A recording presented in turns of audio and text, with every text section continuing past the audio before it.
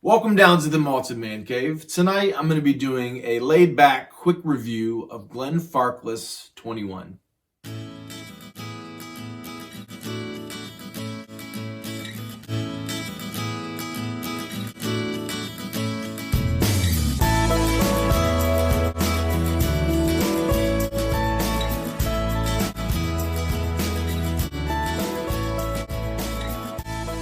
Alright, so tonight I'm going to be reviewing Glenfarclas 21, as I mentioned before. Many of you who follow the channel know that I really like Glenfarclas. It's not one of my top 5 favorite distilleries, but I really appreciate what they do. They're one of the last family-owned distilleries. They do things the right way. They have dunnage warehouses.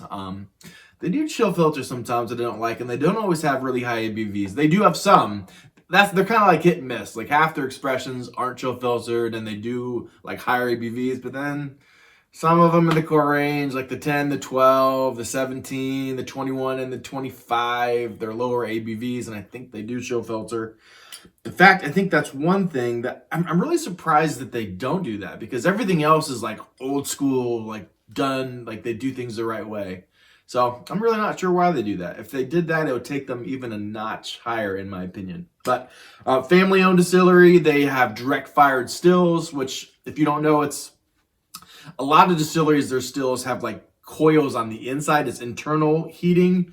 But some stills, and it used to be more of an old school thing, they have gas burners, and it's actually outside of the still. It's not part inside or part of the still. So it heats up the still from below. And it actually is pretty hard on the still. It actually makes the distilleries go through it a lot quicker. So it is a financial cost to them, but many connoisseurs and many people, myself included, think that it just does something different to it. And I'm not really quite sure how I would describe that, but I can taste a little bit of a difference. Springbank does it, and you guys all know how much I love Springbank. I think it's their wash still is direct fired. Funny thing about it, you actually have to have a rummager, which is something inside that kind of like scoops it and keeps the wash going, because if you don't, it kind of cakes and kind of burns on the bottom right near the, where the gas burner is. So fun fact of the night, you need a rummager if you have a direct fired still. So Glenfarclas 21, 43% ABV. Unfortunately, I think it is chill filtered. I'm not sure. If I can find it, I'll put it there. Cask maturation, it's 100% Oloroso, so that's a good thing. Unfortunately, I do think it's probably mostly second fill, and I would even venture to say there's quite a bit of third, maybe even fourth fill, because it has a resinous note, which isn't always a bad thing. Obviously, sometimes if you have too much first fill, it kind of overwhelms the spirit, especially if you're going to age it for 21, 25, 30 years, it can just be overwhelming. So I'm not saying that's necessarily a bad thing. Sometimes that's one of the things that can kind of push Glenfarclas back a little bit for me, is that sometimes their casks are amazing, like some of the old 105s that I used to get that I just loved. But sometimes they're just okay. I think they can kind of be very Scottish, as the Scots are known for being very economical in, using third, fourth, fifth fill casks. Sometimes it works though. Sometimes you get some of this resinous vanillin tannins from European oak or the American oak that really works, and then you get a little bit of the sherry, from the sherry cask, but you get a lot of that oak, and sometimes it works. And I would say this is an example of one time where it does work really well. But that is something as a whole that I do think kind of sets Glenfarclas back a little bit. Sometimes their casks are lacking just a little bit. Family casks are amazing. I've only had one, but I've been told that they're unbelievable. The 15 is great. The 105s, the old ones, are awesome. I've had one recently, and it wasn't quite as good. It's kind of going the way of the Aberlour Abuna, where every batch just seems lately to be less and less, but I digress. Anything else I want to say about this? Glenfarclas 21, 43% ABV. If I was to describe Glenfarclas as a whole, obviously most people know it has this very unique, like grassy hay / kind of maybe even cough syrup in some of their expressions, which maybe sounds bad, but it actually really works. Glenfarclas is kind of either you love it or you hate it. And sometimes they hide that unique character in certain of their expressions. This one, it's not super strong, but it's definitely there. My brother-in-law, Tim, he's a big Scotch guy. Actually, he's one of the guys that got me into Scotch, and he does not like Glenfarclas at all, but more for me. But anyways, I would describe Glenfarclas with the grassy hay, but also it has just, they always have this super smooth, like the 21 and the 25 and the 17. They just have this like mild smoothness, but not necessarily in a bad way. Sometimes smoothness can be bad if it's not full of flavor, but this is a smoothness in this most elegant, just mild way. I don't even know how to describe it, but it's very smooth, the grassy hay, but it also has this resinous, like treacle syrupiness to it that really works, that I really enjoy. So without further ado, let me shut up and get into the whiskey. Big shout out to Mike from Mike's Whiskey Reviews. This is actually a bottle of his. Without ruining the review ahead of time, I can't believe you can find a quality matured 21-year-old for like $109. This is one of the best bang for your buck whiskeys. Without the 21 and the 25 are just absolute amazing prices. I saw it online tonight out at the Whiskey Barrel for $109.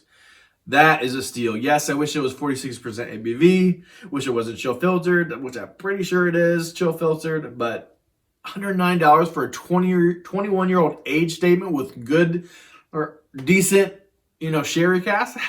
you can't beat that nowadays. But on to the nose. I just really had forgotten how much I enjoy this. Super smooth, just light raisins. It's not super strong, just the delicate light raisins.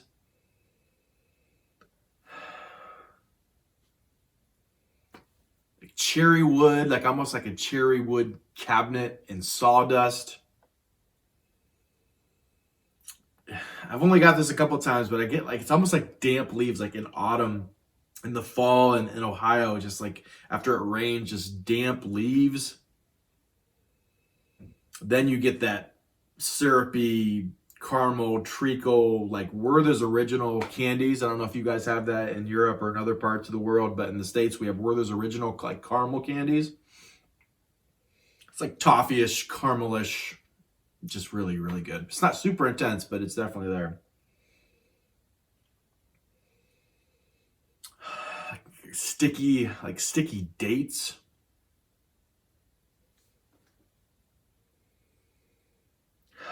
There's even a floral note. And it's spring here, obviously, and I've been really working on the yard, and I just sprayed a bunch of seeds on my grass to try and get rid of all the thistle and the crabgrass and the dandelions. And dare I say, it smells a little dandelion-ish to me. Then there's a creaminess, like this smooth, silky almond milk creaminess to it, but it's very light. It's not super, it's like it is kind of like a watered down creaminess. That's my only negative, is it needs to be a higher ABV and it needs to not be chill filtered. Then you get kind of like honeyed baklava. Oh, again, the kind of almond. I know I said almond milk, but that just nutty almonds. A little bit of ginger root. And a very mild, like way in the background is this peppermint, and then obviously underneath all of it, just kind of holding up is that grassy hay Glenfarclas note. Very good. On to the palate.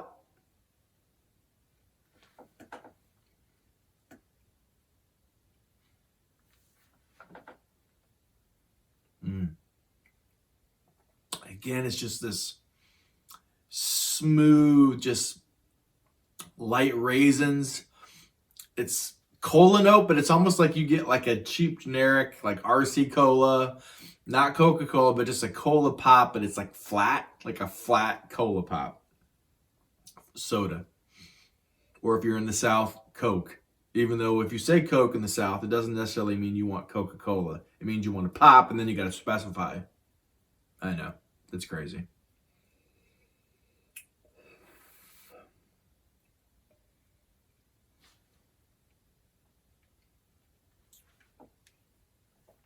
Gingerbread cookies. Marzipan, light cinnamon. Very light. It's a very, very delicate and subtle and complex strand. This, if your favorite whiskey is just like in your face, like Ardbegs or Springbanks or Lagavulins, or you know, a hardcore Glendronach, like just sherry bomb, this isn't probably the whiskey for you. But if you enjoy more subtle, complex whiskeys, this might be something you want to look out for.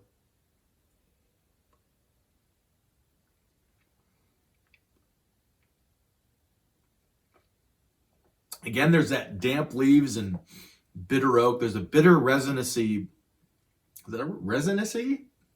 Resinosy kind of character to this, which makes me think there is some more third, fourth fill sherry cask, because it just gets so much bitter oak resinous to it. But it's not bad. It's actually pleasant. It actually makes it very unique in a good way. I don't always like it when it gets really resinous, but this, it works. It works for this.